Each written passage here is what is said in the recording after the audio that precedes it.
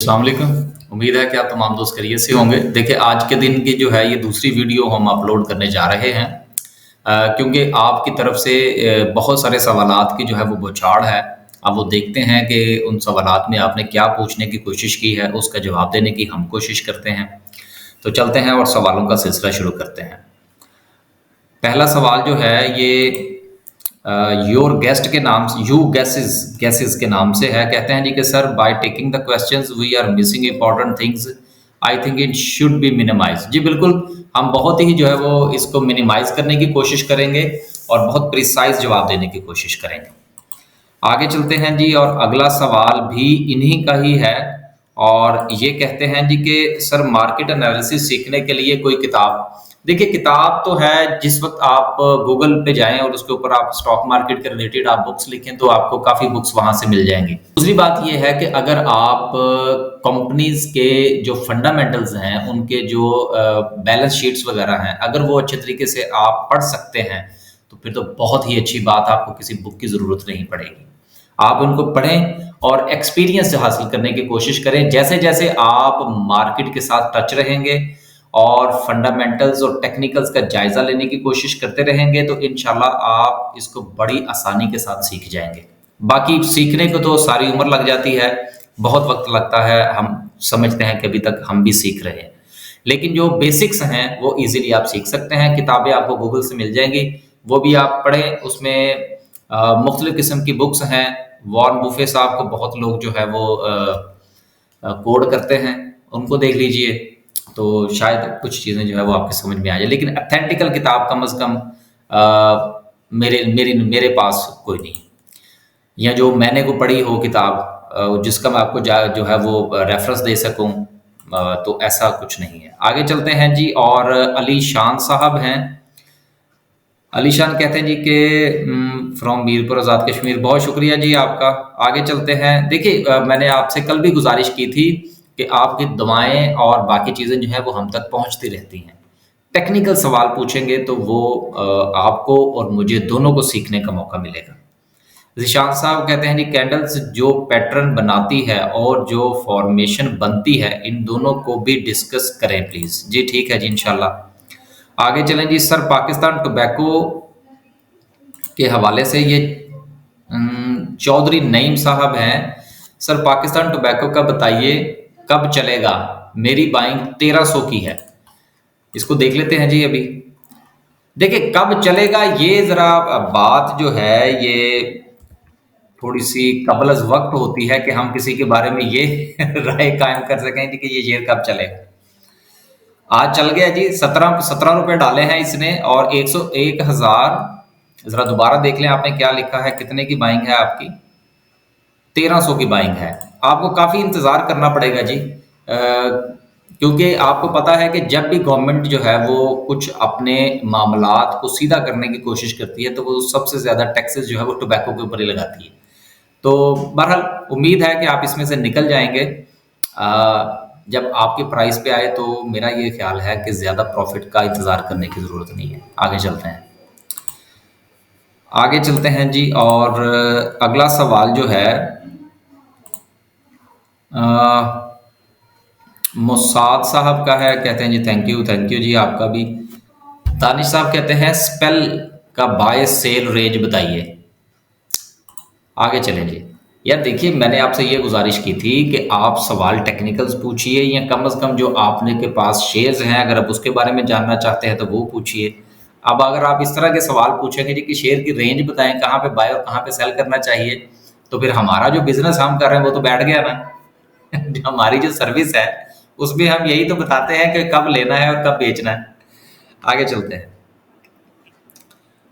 अगला सवाल है जी एहसान रऊफ साहब का। इन्होंने बहरहाल किसी को आगे जवाब दिया है, अच्छी बात है जी। वकार साहब ने भी किसी को आगे जवाब दिया है। आगे चलते हैं। दानिश का फिर वही सवाल है जी कि माई स्पेल बाइंग। आप देखिए ना, यहाँ पर सवाल आपका थोड़ा डिफरेंट है। कहते हैं जी कि मेरी स्पेल की जो बाइंग है वो 16 रुपये 50 पैसे की है। चले आप देख लेते हैं कि यहाँ पे स्पेल क्या कहता है।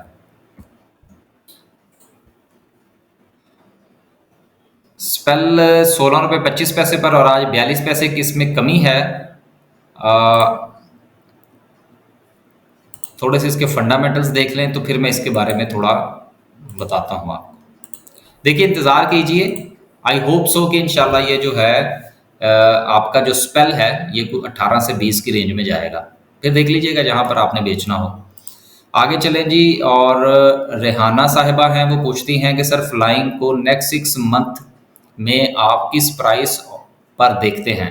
देखिए फ्लाइंग जो है ना, फ्लाइंग सीमेंट ये फंडामेंटली जो है ना थोड़ा कमज़ोर शेयर है, लेकिन इसके अंदर वॉल्यूम बड़ा लगता है। इसको हम मार्केट का शेयर कहते हैं। मार्केट का शेयर हम उसको कहते हैं जिसके अंदर वॉल्यूम लगता हो।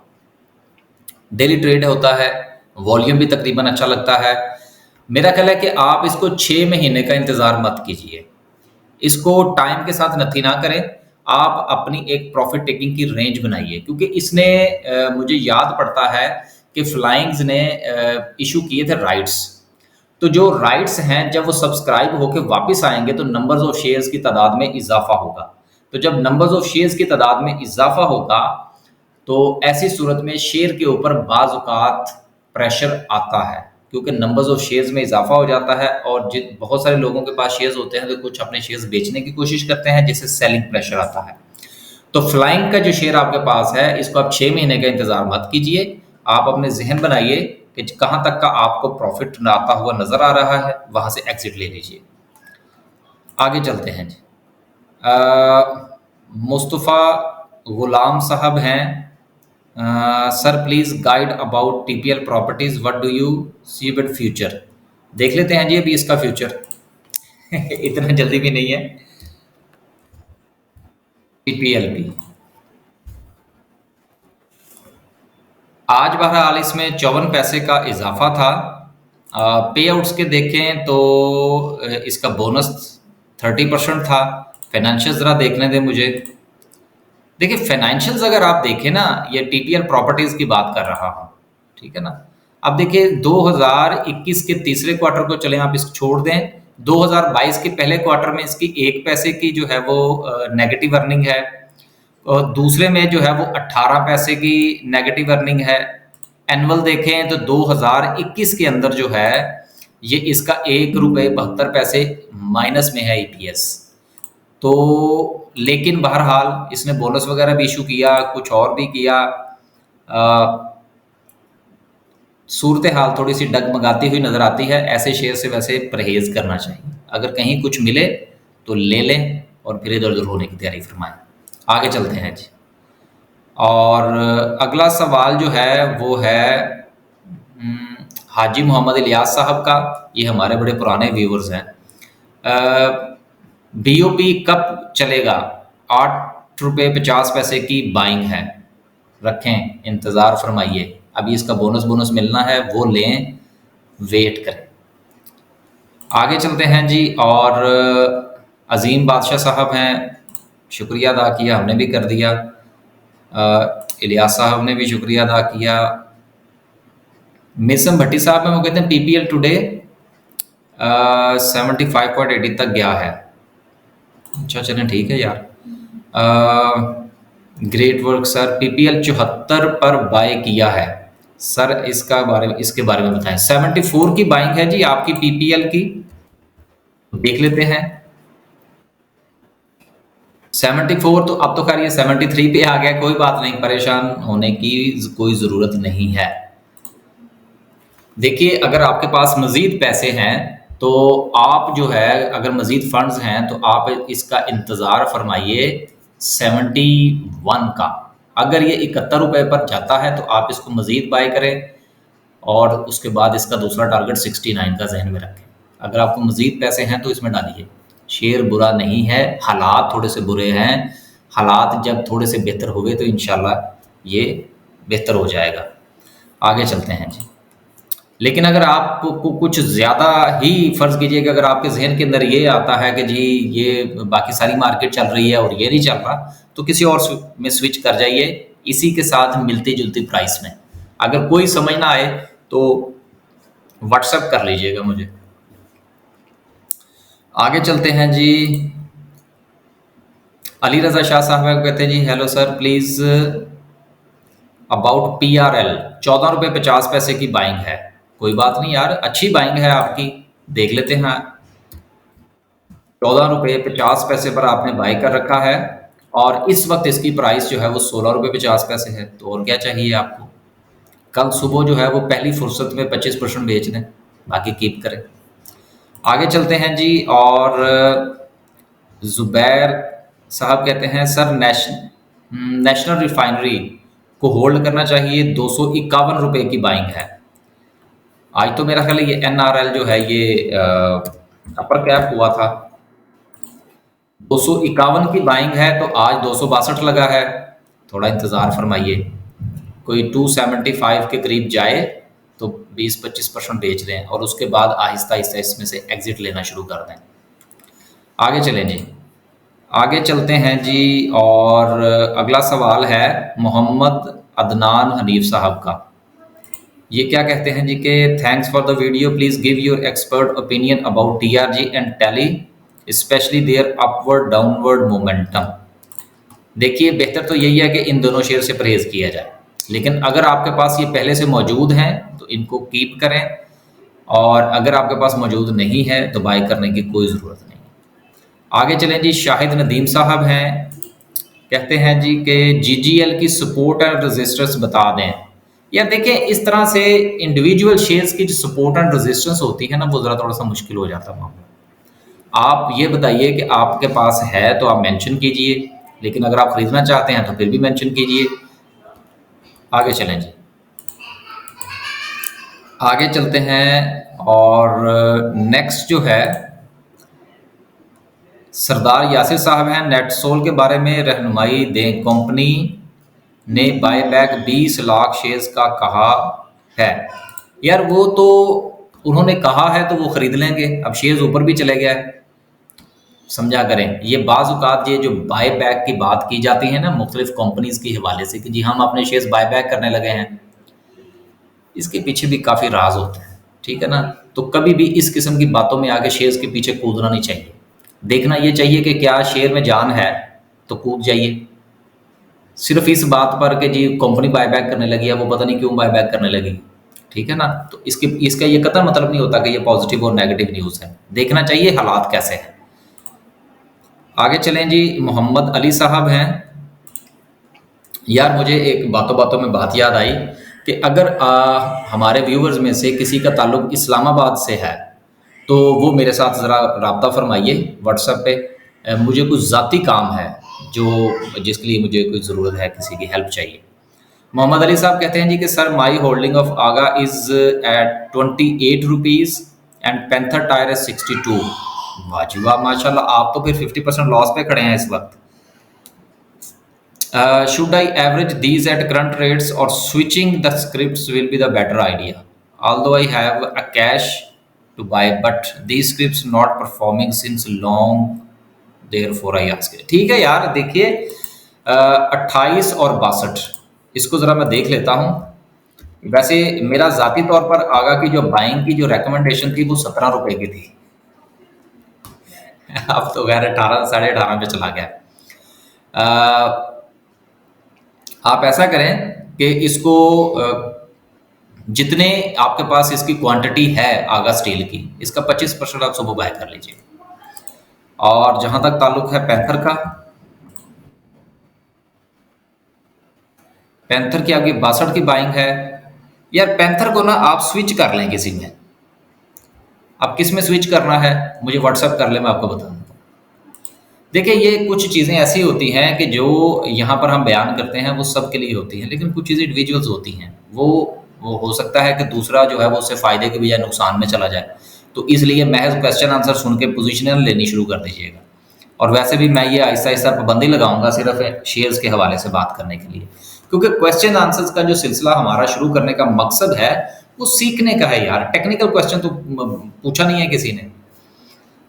आगे चलते हैं जी। और गजनफर साहब हैं, फ्लाइंग होल्ड रखूं, 8 रुपये 93 पैसे की बाइंग, हाँ जी होल्ड रखें जी। आगे चले। शहजाद सैफ साहब हैं, सिनर्जी परचेज 9 रुपये 90 पैसे की है, 4 months back will be return back to should. नहीं, आपको बिल्कुल कोई ज़रूरत नहीं है लॉस बुक करने की। अ, लेकिन शायद अभी ये 9 रुपए तक ना जाए, 8 रुपए के करीब जाए तो कुछ थोड़ा सेल करके थोड़ा इंतज़ार कीजिएगा और उसको नीचे बाय बैक करने की कोशिश कीजिएगा। इस तरह से ट्रेड किए करें, इंशाल्लाह उम्मीद है कि आपकी एवरेज भी नीचे आ जाएगी और आपको ये शेयर प्रॉफिट भी दे देगा, क्योंकि वॉल्यूम अच्छा लगता है इसमें। जाहिद साहब हैं सर, सिनर्जी एंड हम नेटवर्क के बारे में कुछ बताएं। बहुत कुछ बात हो गई है जी इनके ऊपर। Mohammad Iqbal, please comment on flying. Flying के बारे में काफ़ी बात हो गई है सर। अली रज़ा साहब हैं जी, वो कहते हैं जी कि सर किसी भी शेयर को चेक करने का क्या तरीका है, तरीका क्या है, मसलन किस तरह हम भी चेक कर सकते हैं कि ब्रोकर सही बता रहा है। अच्छा, ब्रोकर की मालूमात को हम किस तरह के चेक कर सकते हैं, बैलेंस शीट, कंपनी अनाउंसमेंट और क्या क्या चेक किया जा सकता है। देखिए ना, अब इस तरह से सवाल आए तो अच्छी बात है ना। देखिए, ब्रोकर की तरफ से आपको कोई भी शेयर जो है वो वो बताया जाए या कहीं से आपको टिप मिले या आप ज़ाती तौर पर कुछ देखना चाहते हैं, तो देखिए सबसे पहले आप उस शेयर में ये देखिए कि क्या वो मार्केट का शेयर है या नहीं, कि क्या वो शेयर जो है वो डेली ट्रेड होता है या कभी-कभी ट्रेड होता है। अगर तो वो कभी-कभी ट्रेड होता है, ना लें, उसको उसको एनालाइज़ ही ना करें, छोड़ दें। और अगर वो शेयर डेली ट्रेड होता है, तो फिर आप सबसे पहले उसके फंडामेंटल्स देखिए। क्या वो शेयर जो वो कंपनी जो है वो प्रॉफिट में है या लॉस में है? अगर लॉस में है तो उसकी क्या वजह है? क्या वो एक्सपेंशन में है या उसके ऊपर बैंक लोन्स हैं या उसकी सेल्स रिड्यूस हुई हैं या उसके अंदर कोई टेक्निकल प्रॉब्लम आ गई है? इस तरह की चीज़ों का जायज़ा लीजिए। फिर आप ये देखिए कि वो कंपनी बनाती क्या है। क्या वो कंपनी ऐसी कोई चीज़ बनाती है जो फ्यूचर में भी चलेगी या वो कंपनी कोई ऐसी चीज़ बनाती है जो वक़्त के साथ-साथ जो है वो पुरानी होती जा रही है। फिर आप ये देखिए कि क्या वो कंपनी जो है वो अपनी प्रोडक्शन के हवाले से उसमें कुछ तब्दीलियां लाने की कोशिश कर रही है या बस चुप करके बैठे हुए हैं, जैसा प्लांट लगा हुआ है वैसे प्रोडक्ट्स बना बना के बेचते जा रहे हैं। तो अगर तो कंपनी जो है वो उसकी नज़र फ्यूचर पर है, तो यकीनन वो कंपनी आने वाले दिनों में आपको फ़ायदा पहुंचाएगी और वो शेयर भी बेहतर परफॉर्म करेगा। तो इस किस्म की जो चीज़ें हैं वो जानने की कोशिश ज़रूर करें, ताकि आपको सिर्फ महज ये कहना जी कि वो फलां ने कहा शेयर खरीद लें, नो, ये चीज़ों ऐसी हैं कि जिनका जायज़ा लेना ज़रूरी है। बाकी बहुत अच्छा सवाल था आपका। तकरीबन अभी तक मैंने जितने भी सवाल पढ़े हैं, अली रज़ा साहब का सवाल मेरी नज़र में सबसे बेहतर था। आगे चलें जी। रिजवानुल्लाह साहब कहते हैं जी कि what is the next resistance. वो 47,000 का मैंने बताया है आपको, 47 से लेकर 47,500 तक। आगे चलते हैं जी। आगे 26 की बाइंग है, रिकवरी का वेट करें, वेट कर लें। आगे चलते हैं जी। और मोहम्मद अरसलान साहब हैं, ये क्या पूछते हैं इसका ज़रा थोड़ा सा जायज़ा ले लेते हैं। I am a freelancer. हाँ, ये कहते हैं जी कि I am a freelancer, my concern just about the dollar price. आपकी वीडियो देखी जिसमें आपने कहा था कि डॉलर बेच दें, फॉल करने वाला है, ऐसा ही हुआ और 183 आ गया है, आज 177 हो गया। यार 177 तो हुआ नहीं है, ये आपको किसी ने ये को पता करेंगे कि ये आपके साथ धोखा कौन कर रहा है। 177 तो अभी तक नहीं हुआ 177। मैंने डेली फ्लो करता हूँ, बट क्योंकि आप स्टॉक मार्केट का बताते हैं। नहीं यार, पहले तो आप डॉलर्स के हवाले से मैं इंशाल्लाह कोशिश कर रहा हूँ कि आने वाले दिनों में हमारे इसी चैनल के ऊपर ना सिर्फ के स्टॉक मार्केट की वीडियोस हों, बल्कि उसके साथ साथ फॉरेक्स और इसके साथ साथ कमोडिटीज़ के हवाले से भी हम वीडियोस अपलोड करें, चाहे वो हफ्ते में 2-3 ही क्यों ना हो। तो आप जो है वो देखते रहिए, इंशाल्लाह इसके ऊपर हम काम करेंगे। लेकिन आपके लिए जो सजेशन है वो ये है कि ये जो 177 आपने प्राइस लिखी है ना इसकी, डॉलर की, ये तो मेरी समझ से बाहर है कि ये 177 पे कैसे चला गया डॉलर। ये सर आप ज़रा जायज़ा लें, जहाँ से आप विदड्रॉ करवाते हैं, ये कहीं वो तो आपको हाथ नहीं लगा रहे, ज़रूर बताइएगा इसके हवाले से। ये हमारे जो दोस्त अहबाब फ्रीलांसर का काम करते हैं ना, इनके लिए बड़े मसले मसाइल हैं। इनको जब अपनी पेमेंट्स लेनी होती हैं फिर भी प्रॉब्लम्स होते हैं, क्योंकि कुछ दोस्त ऐसे हैं जो मेरे साथ काम करते हैं, मेरा पेपॉल यूज़ करते हैं और पेमेंट्स वगैरह मंगवाने के लिए, क्योंकि उनको पायोनियर वगैरह जो यूज़ करते हैं वो मेरा 4 से 5 रुपए का डिफरेंस आता है उनको, $1 के पीछे। तो ये तो बड़ी ज़्यादती है यार। चलें 2-3 1 से 2 रुपए तक का डिफरेंस तो ठीक है। तो बहरहाल आप इंतज़ार कीजिए और जहाँ से आप विड्रॉ करवाते हैं वो बंदा बदलें सर। आगे जी मिस्टर जुगनू साहब हैं, कहते हैं जी कि सर डे ट्रेड के लिए बेसिक किन चीज़ों का नज़र रखनी चाहिए। देखिए अगर आप डे ट्रेड करना चाहते हैं तो उसके लिए पहली शर्त जो है वो ये है कि जिस शेयर के अंदर आप डे ट्रेड करना चाह रहे हैं उसके अंदर टका के वॉल्यूम लगता हो। अगर उसके अंदर वॉल्यूम अच्छा लगता है तो देन उसकी स्ट्रेटेजी बनाइए और उसमें कूद जाइए। मार्केट का शेयर हो, वॉल्यूम अच्छा लगता हो, ट्रेड करें। फंडामेंटल्स वगैरह देखने की कोई ज़रूरत नहीं है, थोड़ा टेक्निकली उसको देख लें, उसका RSI वगैरह देख लें, उसकी सपोर्ट एंड रेजिस्टेंस को देखें और उसके मुताबिक ट्रेड फरमाइए, इंशाल्लाह ठीक रहेगा सिलसिला। वकास साहब हैं, अटक रिफाइनरी का डिविडेंड कब तक आ जाए। ये देखें, ये डिविडेंड जो अकाउंट्स के अंदर आते हैं ना, ये मुख्तलिफ कंपनीज के मुख्तलिफ टाइम फ्रेम होते हैं, तो लिहाजा इसके बारे में ये नहीं कहा जा सकता, लेकिन आ जाएंगे, फिक्र करने की क्या बात है। जब उन्होंने अनाउंस कर दिया है तो दे ही देंगे ना बेचारे। आखिरी सवाल अब मजीद जो है जी वो हम आज का शामिल करेंगे और वो ये है कि kindly discuss about NRL selling price. ये इसके हवाले से बात हो चुकी है। TRG एंड नेटसोल के हवाले से भी मेरा ये कहना है कि इसमें से अपनी अपनी मर्जी का प्रॉफिट लीजिए और ज़्यादा लटके रहने की ज़रूरत नहीं है। बस जी आज के लिए सिर्फ इतना ही। खुश रहिए, आबाद रहिए। बाकी बहुत सारे सवाल रहते हैं अभी आज की वीडियो के हवाले से, लेकिन हम चूंकि मैं आपको ये बताता चलूं कि हम ये नीचे से पढ़ रहे हैं, ऐसा कतई मतलब नहीं है कि जो ऊपर से आएंगे सवाल वो पहले पढ़ जाएंगे, नहीं, हम तरतीब से पढ़ रहे हैं। जिसने हमें सवाल पहले भेजा है उसको जवाब भी इंशाल्लाह पहले ही मिलेगा। गुजारिश ये है आप तमाम दोस्तों के कि देखिए शेयर्स के हवाले से मैं डिस्कस करूंगा कि आप अगर ये पूछें जी ये शेयर है इसको मैं ले लूं ना लूं, आप टेक्निकल सवाल पूछिए, सीखने की तरफ आइए, ट्रेडिंग साइकोलॉजी पर बात कीजिए, कुछ और सवाल पूछ लीजिए, कुछ बिजनेस के हवाले से बात कर लें। कि ज़रूरी नहीं है कि आपने जो सवाल पूछने हैं वो सिर्फ महज स्टॉक मार्केट के ही हों, इससे इधर उधर के सवाल भी आप पूछ सकते हैं। बस जी, अल्लाह हाफिज़।